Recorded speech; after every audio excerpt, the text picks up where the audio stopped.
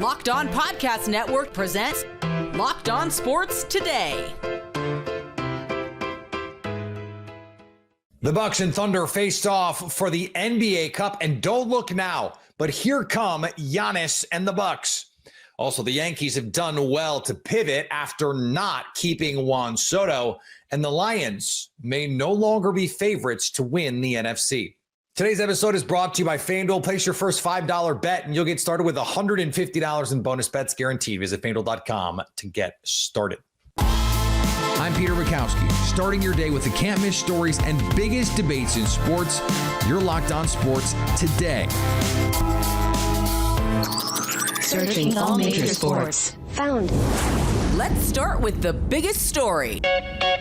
The Milwaukee Bucks are your 2024 NBA Cup champions, and they did it in style in Vegas. A 97-81 win over the Oklahoma City Thunder, who needed a late three just to avoid having the lowest scoring game in the NBA this season. Barely got to 30 points in the second half. Camille Davis from Locked On Bucks joins me now. And Camille, this was a game that the Bucks started out strong, but in the second half, they really put the pedal down in this one. What did you see? Man, exactly that. The Bucks came out. The first half was close. You know, the three-point shooting kept the Bucks in it, but then the free throw shooting kept the Thunder in it. The Bucks haven't necessarily been a great third quarter team this year, so to see them come out in the third quarter and establish themselves the way they did against the Thunder, having a 26-14 third quarter, it was impressive to see. And I mean, the main story here is Giannis. He put that MVP level of play that he has been at this season on display for the full world to see on ABC for this game. If you're a Thunder fan, you're going, okay, but they couldn't make a three all night. It was a I don't even know if I can get through the stat. A 5 for 32 night, less than 16%. Is this just shooting variance, or was this great Bucks defense? How do you assign some pie chart here? A little bit of both. They did have some open looks there. It was maybe a 50-50 shot on that one, but I think the biggest part of it is that the Bucks did a great job trying to take care of the head of the snake for the Thunder. They did a fantastic job against Shai Gilgeous-Alexander tonight. Andre Jackson Jr. was the main culprit there, but even A.J. Green had some good spells on him. Gary Trent Jr. had some good spells on him. So being able to really kind of get him out of his rhythm, I think, was a big piece of that. They also kept J-Dub relatively quiet as well. So to keep both of the Thunder's main shot creators quiet, while also being able to make sure that the guys you want taking threes are taking threes, and other times you're able to force those misses, was a good formula for the team tonight. Yeah, to your point, Shai and Jalen Williams combined 16 for 44 on the night defensively. That is certainly going to get it done. So there have been some questions about this last run, 13-3 for the Bucks over the last 16 games, about how real it is. How much does a game like this recalibrate the way you feel about how this Bucks team has been playing of late? It's like a confirmation, because the process has been looking good. You've been seeing them against, somewhat lesser competition in the league right now during this win streak that they've been going on, winning, was it 12 or 13 over their last 15 at this point? So a lot of the conversation has been around, well, look who they're beating. It's like you can't pick your schedule. You have no control over who's in front of you. So to get this opportunity on a stage where it's going to be a playoff light intensity level against one of the best teams in the NBA, number one team in the West right now with the best defense, to get that test at this point when you didn't plan on it, I think it's a really good sign for this team, especially for them to be able to compete this way without Chris Middleton even being in the game for him. You mentioned the Chris Middleton part of it. For them to get offensive looks, I mean, I know they only scored 97 points, but they shot over 40% from three. It was a struggle at times just to pass the ball, to dribble the ball up the court. The Thunder set the tone right away. Like, hey, we're going to pick you guys up full court on a lot of this stuff. Inbounds, everyone is going to be face guarding and manned up. And yet the Bucks never really panicked. It was the kind of game that, to my eyes at least, is the kind that when you're trying to work all these new pieces in, you're trying to get that intensity chemistry, not just like, hey, we're going out and playing on a Tuesday. No, this is NBA Cup Tuesday with Dame and Giannis. These feel like critical games for the Bucks. They are. It's a great learning experience for this team in this environment. I mean, the fact that the Thunder were able to, like, you try to switch and it's like, okay, I'm getting off Lou Dort, but now here comes Alex Caruso guarding me. Okay, I switch again, but now, oh, here comes SGA. Like, there's no reprieve when you're an offensive player against this Thunder team. So to see the Bucks remain their composure, not get sped up for most of the game, and move the ball effectively, Dame and Giannis also use their gravity to create shots for other guys. And unlike Thunder role players in this game, the Bucks guys were able to knock down their threes when they got open looks at them. And that was a big part of the game as well. But just seeing how they kept their composure, seeing them push the lead out in the third quarter, seeing them not take their foot off the gas in the fourth quarter, even though the Thunder were throwing their best and last hardest punch that they had, it was impressive to see from the Bucks. Maybe a little thing, but I think a potentially big thing is the Bucks' biggest weakness, and this has been discussed ad nauseum. You guys have talked about it on Locked On Bucks. The wing defense, keeping guards out of the paint. It's that first line of defense, because we know Brook and Giannis can handle the paint. Mm-hmm.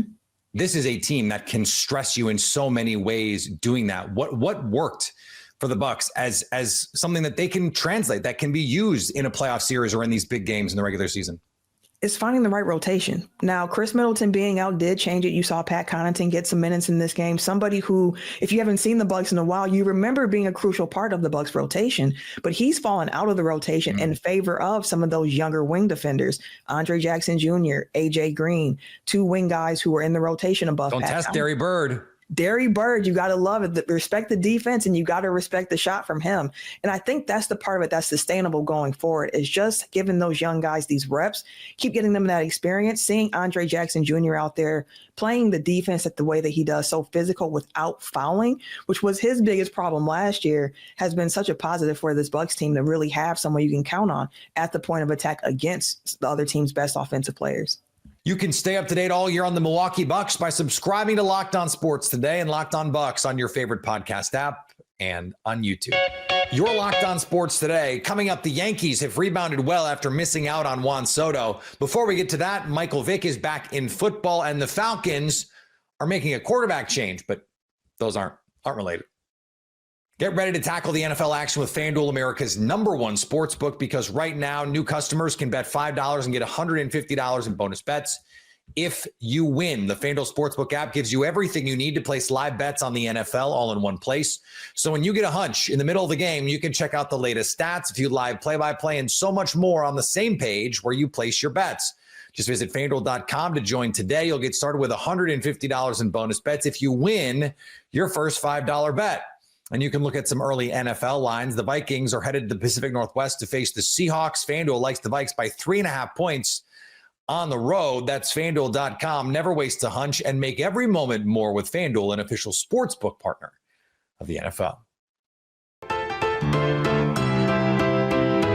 The Falcons have moved away from Kirk Cousins. They've decided to name Michael Penix, their surprise first-round selection in this year's draft, as the starter this week. This may come as a surprise to some, but not our Locked On Falcons host.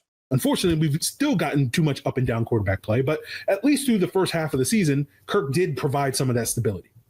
But Kirk was never the guy that the final piece to the puzzle to turn yourself into a contender, right? People convinced themselves somehow, drinking that Kool-Aid, that, they drink the Kool-Aid and their vision got a little blurry and they were squinting at Kirk Cousins. They're like, man, I think I see Tom Brady.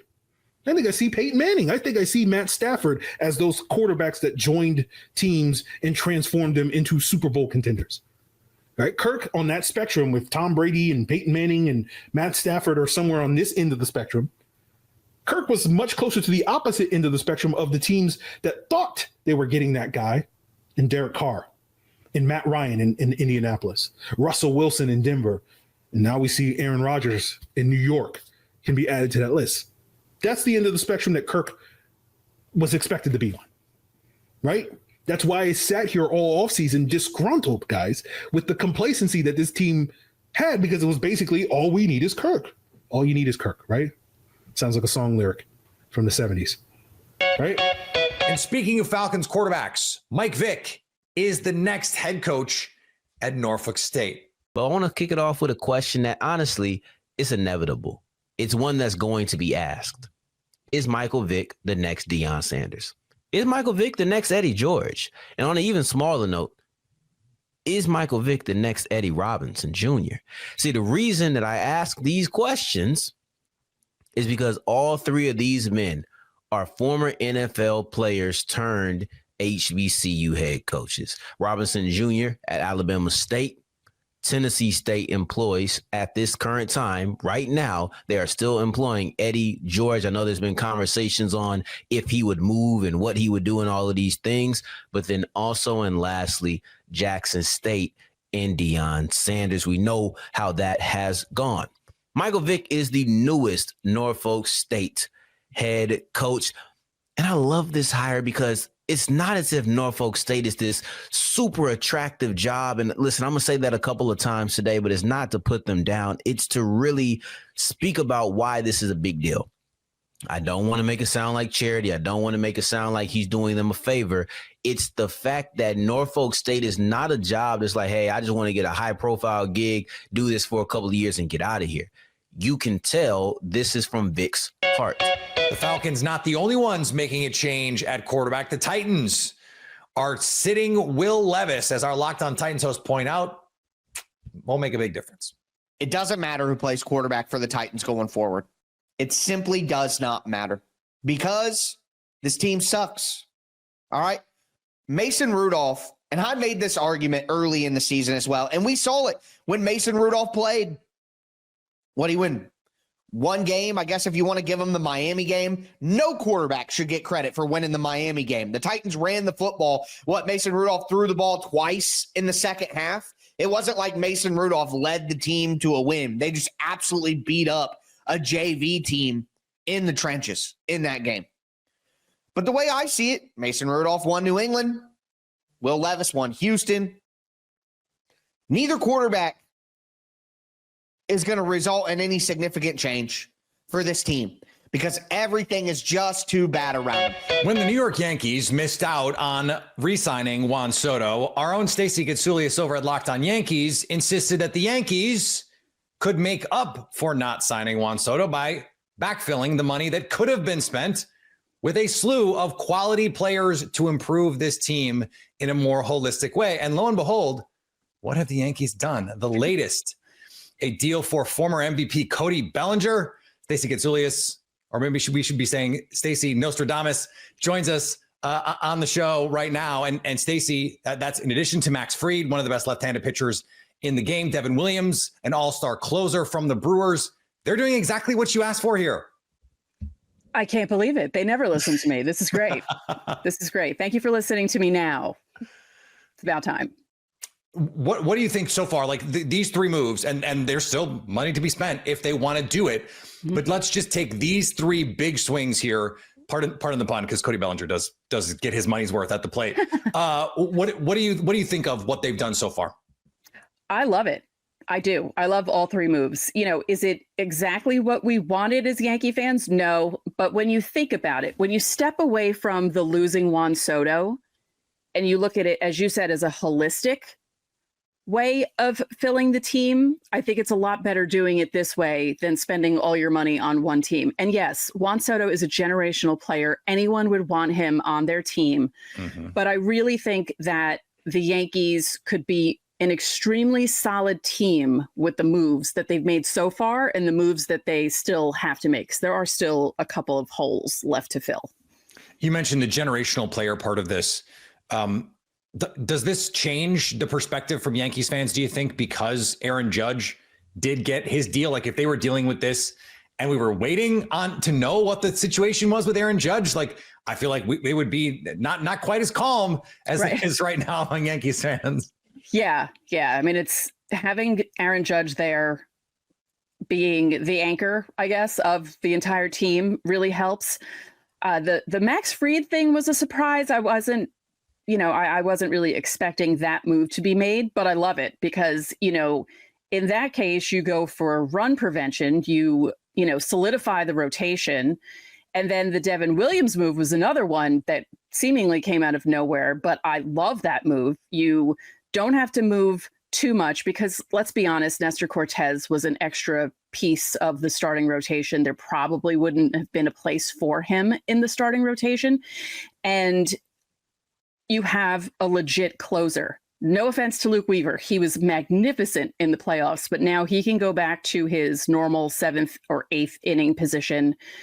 And the bullpen got stronger with just that move right there. And then adding Bellinger, the reports now are saying he's going to play outfield. So the Yankees still need a first baseman. So I'm putting this out into the universe, Yankees. You need a first baseman. So let's get that done at some point soon. And there are some guys out there that they could get. And again, it's all about solidifying the team. You don't need an all-star at every position. You do need solid defense. And that's what I would look for in a first baseman. And Max Fried, one of the best fielding. I know he's a pitcher and they're paid to get strikeouts and all those other things, but he's one of the best fielding pitchers in baseball. Is there a name out there that would move the needle for you, or you go, hey, okay, now these 4 guys, you bring those guys in, and now we really feel like this is something that you can say this was a positive offseason for the Yankees? I would like, and I know some people don't agree with me, but I think Christian Walker at first base would be perfectly cromulent. I like the defense. He doesn't need to hit a bunch of home runs. And even Cody Bellinger, you don't have to be the star on the team. You can be a contributor. I think he's not going to feel, not that he felt that much pressure on the Cubs, but I think with someone like Aaron Judge in the lineup, it takes the pressure off him. This also helps Judge because if they put Bellinger in center field, which is what I think the report said they were going to do, Judge moves back to his natural position at right. It's less wear and tear on his body, and that helps the Yankees as well. You can stay up to date all year on the New York Yankees by subscribing to Locked On Sports Today and Locked On Yankees on your favorite podcast app and on YouTube. Coming up, the favorite to win the NFC is changing. Did Rocket Money help you find any subscriptions you forgot about or that you were paying for twice? It happened to me. I had a few subscriptions I didn't even realize I was still paying for. And Rocket Money made it so easy to track them all down. It's like having a personal assistant for your finances. Rocket Money is a personal finance app that helps you find and cancel your unwanted subscription, monitor your spending, and helps lower your bills so you can grow your savings. It brings everything together in one place, whether it's subscriptions, your spending habits, or even the goals you want to hit this year. Rocket Money has over 5 million users and has saved a total of $500 million in canceled subscriptions, saving up to $740 a year when using all of the app's premium features. For me, I need the subscription tracker. You got to use it to cancel services that you're not using anymore. Again, happened to me. Plus, with their goals feature, you can automatically set aside money for your future. No more stressing out about budgeting every month. Cancel your unwanted subscriptions and reach your financial goals faster with Rocket Money. Go to rocketmoney.com/lockedon today. That's rocketmoney.com/lockedon. rocketmoney.com/lockedon. The Detroit Lions have been the best team in the NFC all season, but injuries have crept in a major way. Now the door is open for another team, as Tony Wiggins discusses with Kevin Ostreicher on a recent Locked On NFL. Everybody's talking about Detroit. Now, I have to preface this by saying the only reason I think this might be possible is because Detroit has had like the most injuries I've ever seen. I've never, ever in my life seen a team have this many injuries. But today it's not about them. It's about the Minnesota Vikings, who won another game last night in a very, very impressive fashion before we get to Luke running up and down the street. I want to get your thoughts on the Minnesota Vikings and what their prospects are for the rest of the season. Yeah, I mean, this is a good football team. And I think, in my opinion, you're right. Like Detroit, I've had a couple of injury teams in Baltimore where you look at those injury lists and their CVS receipts, and it's like, you get 2-3 players on there every week and star players going down left and right. I think everybody can agree if Detroit was healthy, they'd be the runaway favorite in the NFC, but that's just not the case. They're not healthy. And so you have a good team in Minnesota that is firing on most cylinders right now. And, if you had told me a month and a half ago that Minnesota in the middle of December was going to have a shot to get Detroit up out of that number 1 seed, I would have been like, man, what are you talking about? But hey, you've been sneakily putting this out in the air for a little bit now. Just a little bit. You've been saying, hey, don't sleep on Minnesota. This is a team that could do some damage. And look where we are. So you should take your victory lap and take it 10 times over because you called this thing. You know what? No, you know what, man? They don't need to do that because guess what? Barbers say all kinds of stuff. They just throw stuff out there. And if it hits, boom, we say, see, I told you. See, that's what barbers do. Barbers and church deacons, all they do is just say little things so they can always go back and say, I said that at some point. No, but I get what you're saying. I just kept thinking that it was a team that folks were so entrenched into. And eventually, this is what everybody's saying. Eventually, Sam Darnold is going to Sam Darnold. Well, no, Sam Darnold has not Sam Darnold. And I think that comes with Kevin O'Connell being able to know how to navigate Sam Darnold through this is new territory for him.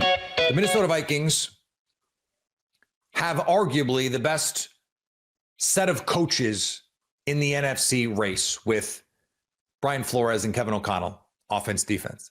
I think you can certainly make the case, Aaron Glenn and Ben Johnson in Detroit, but Dan Campbell as the head coach doesn't have the same schematic impact on his team.